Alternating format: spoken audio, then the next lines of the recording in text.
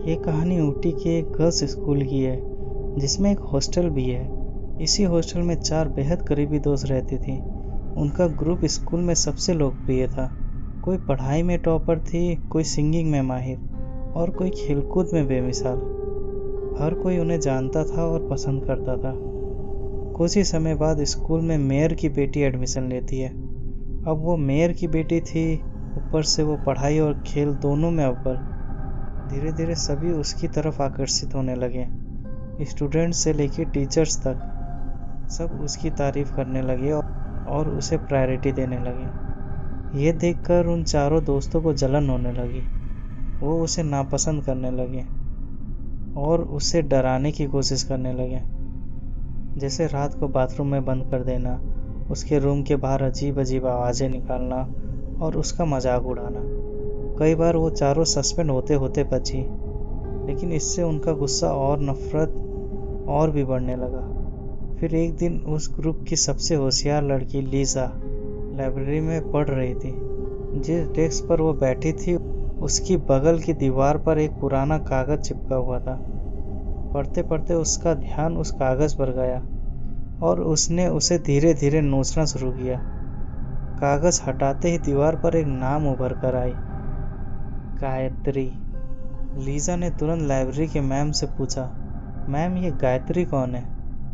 Ma'am कुछ देर चुप रही और फिर बोली, जहाँ तुम बैठी हो ना, वही 4 साल पहले गायत्री बैठा करती थी। लीजा ने उत्साह से पूछा, फिर अब वो कहाँ है? मैम ने धीमे आवाज में एक कहानी सुनाई। 4 साल पहले की बात है।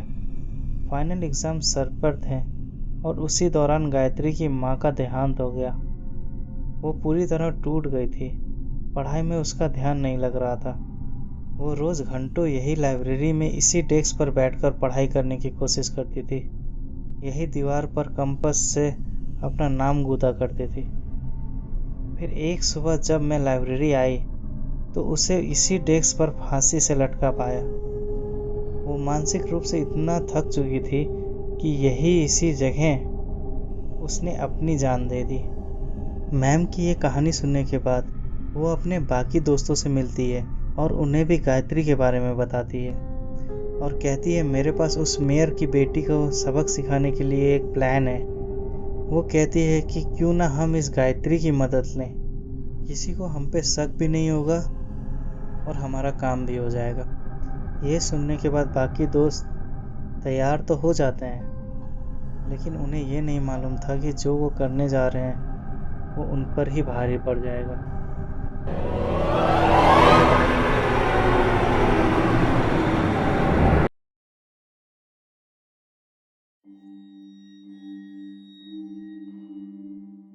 कुछ दिन बाद मीरा, जो कि सिंगिंग में टॉपर थी, उसका संजना मेयर की बेटी से झगड़ा हो जाता है।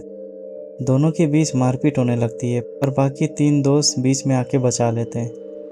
जब उन्होंने मीरा से पूछा कि झगड़ा क्यों हुआ, तो मीरा मुस्कुराते हुए अपने हाथ में संजना का बाल दिखाती है। झगड़ा तो सिर्फ एक बहाना था, मुझे उसका बाल चाहिए था। उसी रात करीब 2 बजे चारों लड़कियां लाइब्रेरी में जाते हैं। ओइजा बोर्ड, 4 मोमबत्तियाँ और एक कटोरी लेकर। कटोरी में पहले संजना का बाल रखते हैं, फिर एक एक बूंद अपना खून डालते हैं। वो गायत्री को बुलाना शुरू करते हैं, गायत्री अगर तुम यहाँ हो, हमें अपने होने का एहसास दिलाओ। 3 बार आवाज़ लगाने के बाद भी कोई जवाब नहीं मिलता। तब अवनी मजाक उड़ाते हुए कहती है, कुछ नहीं है यहाँ, सब बकवास है। जैसे ही अवनी ये कहती है, ओइजा बोर्ड पे रखा सिक्का अपने आप हिलने लगता है। सिक्का धीरे धीरे यस की तरफ सरक जाता है। तब वो गायत्री से पूछती है, क्या तुम हमें संजना से बदला लेने में मदद करोगी?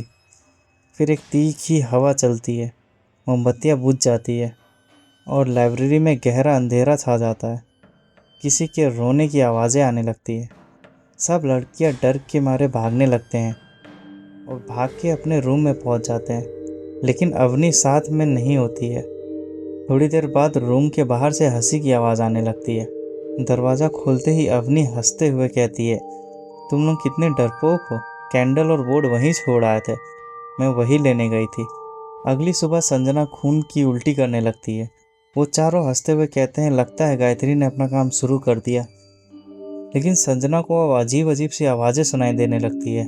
उसको कुछ अजीब अजीब से दृश्य दिखाई देने लगते हैं। उसे रात में दीवार के ऊपर कोई चलता हुआ नजर आता है। छत के कोने पे कोई बैठा हुआ नजर आने लगता है और अजीब अजीब सी आवाज़ें, जैसे कि कोई रो रहा हो। वो डर के मारे कमरे में बंद हो जाती है। पढ़ाई खाना सब छोड़ देती है। चारों लड़कियां मज़े लेने लगते हैं। फाइनली बदला पूरा हुआ। पर वो कहते हैं ना, जो दूसरों के लिए गड्ढा खोदते हैं उसमें वो खुद गिरते हैं।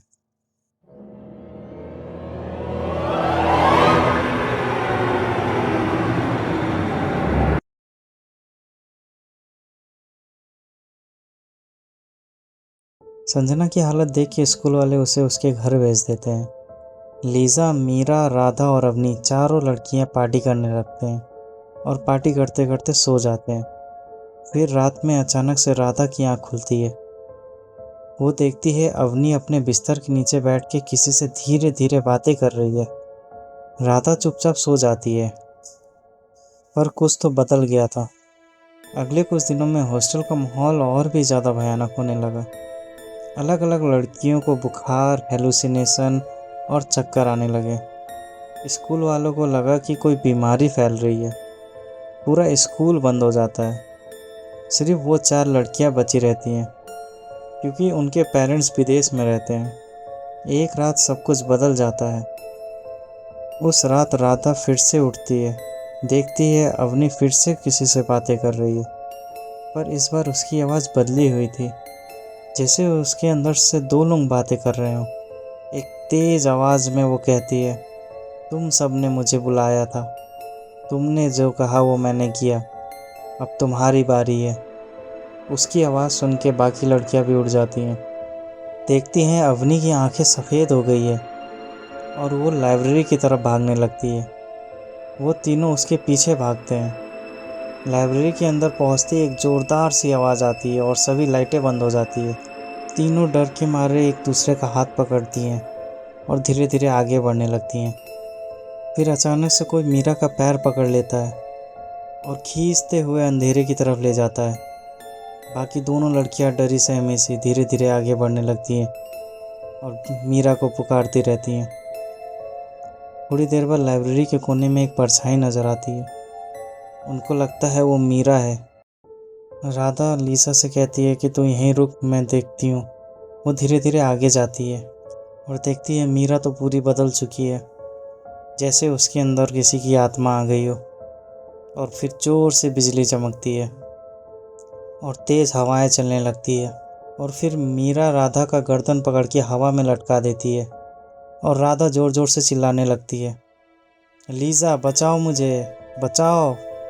राधा लीज़ा से कहती है वो जो उसने नाम लिखा था उसे मिटा दो। और लीज़ा उस दीवार के पास पहुंचती है जहां उसका नाम लिखा हुआ था। लीज़ा उसे नाखून से खुरचने लगती है और जैसे ही वो उसका नाम मिटाती है, एक तेज़ रोशनी नज़र आती है और ज़ोर से किसी के चीखने की आवाज़ आती है। और फिर लीज़ा को वहाँ पे 3 लाशें नज़र आती हैं और दीवार पे कुछ लिखा हुआ होता है, अब तेरी बारी। 15 दिन बाद स्कूल वापस से शुरू होता है और लाइब्रेरी में एक नई लड़की उसी डेस्क पे बैठी होती है और दीवार पे एक नया नाम लिखा होता है, लीज़ा।